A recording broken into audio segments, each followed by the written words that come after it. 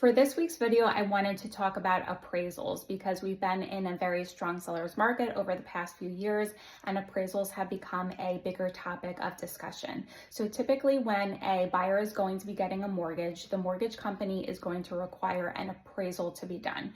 So an appraiser typically goes to the house in person, not always, but the appraiser is a third-party person. So it's supposed to be independent, doesn't work for the seller, doesn't work for the buyer.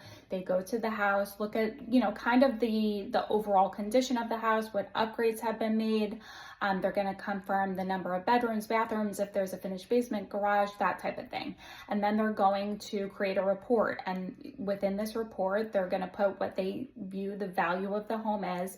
And they're also going to put what the comparables were that they used to come up with this value. So what similar homes have sold in the area recently, and this report is going to be given to the buyer. So if a buyer waives the appraisal, that does not mean that an appraisal is not going to be done. The buyer has no control over whether the mortgage company is going to require an appraisal or not.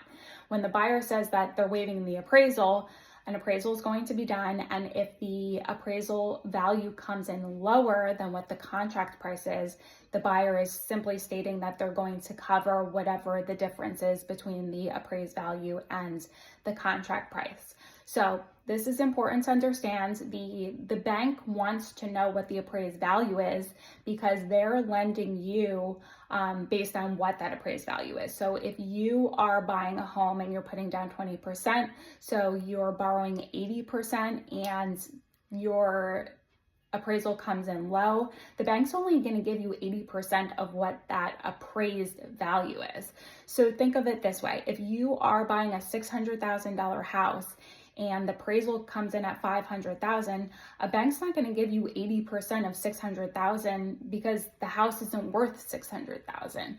So it's important for buyers to understand when you're waiving the appraisal, an appraisal is still going to be done, and if that appraisal comes in low, you're responsible for coming up with the difference between the appraised value and the contract price.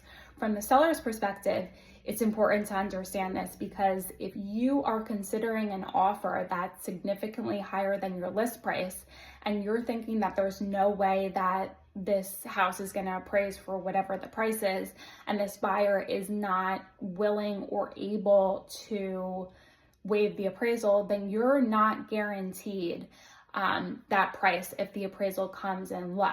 And if the appraisal does come in low and the buyer has no extra money to cover the gap, you either have to accept that price or you have to start over, whether go to another buyer or put the house back on the market. So it's important to understand whether you're the buyer or the seller.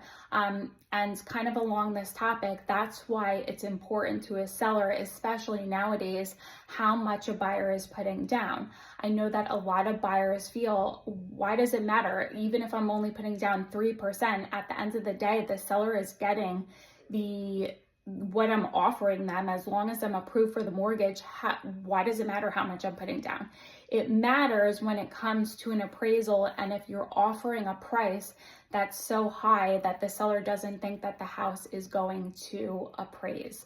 So that's why it's become important in this market, and hopefully this helps. If you have any questions or if there's anything else that I could help with, please feel free to either leave a message or you can send an email to steph.geist@gmail.com.